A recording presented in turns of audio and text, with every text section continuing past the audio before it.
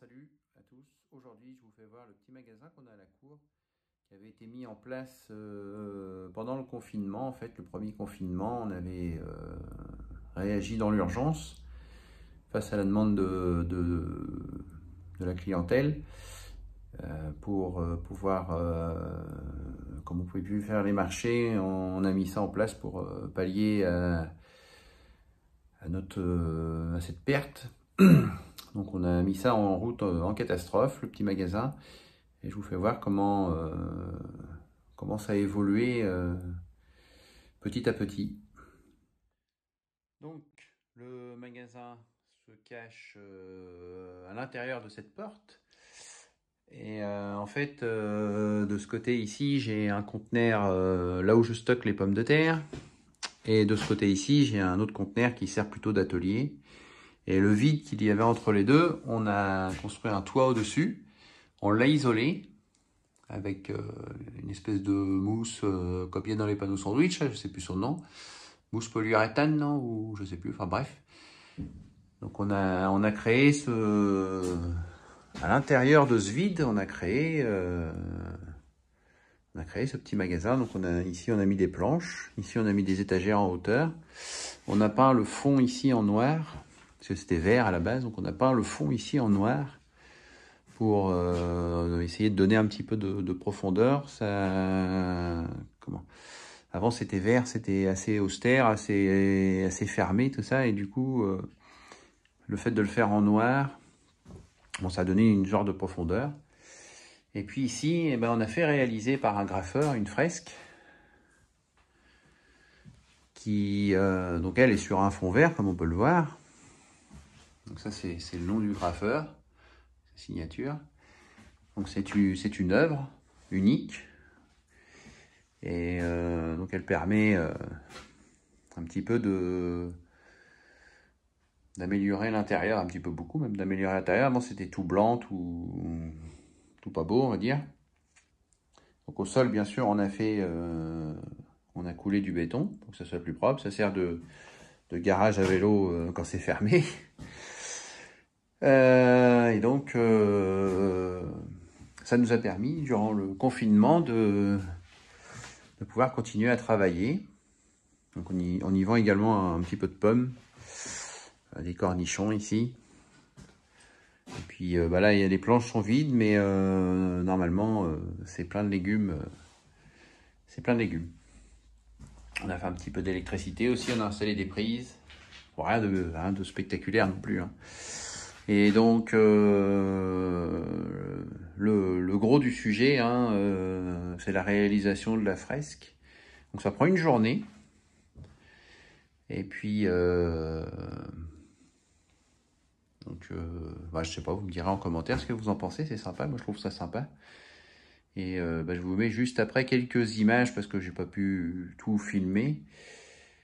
Mais en gros, pour expliquer, tout d'abord, il y a une peinture verte qui est passée et après on les aperçoit sur les prises de vue précédentes qui suivent là, qui succèdent. Il y a des dessins qui sont faits pour le contour des légumes et puis après tout est fait à la bombe. Donc je vous fais voir ça, vous allez voir, c'est très intéressant, enfin voilà, ça vaut le coup d'être vu. Et par exemple ici, là on voit qu'il y a un reflet sur l'aubergine, comme il y a un petit reflet aussi sur le poivron et sur les fraises, mais si on s'approche un petit peu, hein, c'est pas du tout un reflet, en fait c'est de la peinture. Hein. Et moi je trouve ça fabuleux, hein, de jouer avec les ombres, avec tout ça. Même la peau du melon est craquelée comme en vrai.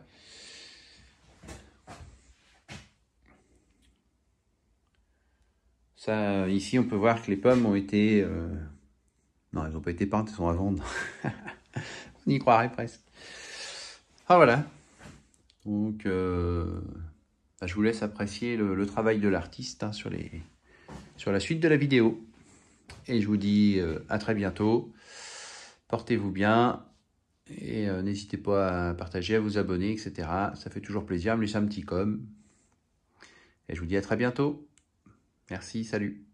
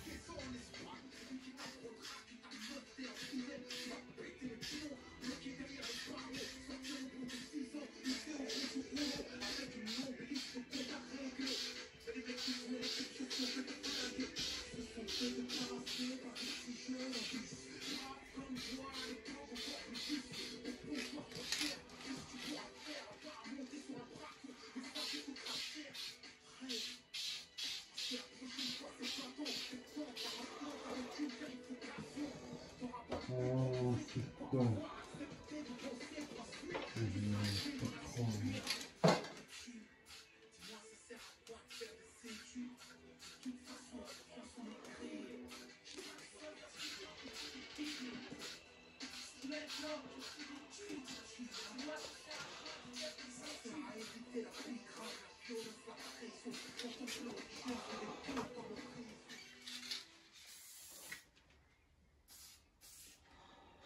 Qu'est-ce qu'il fait?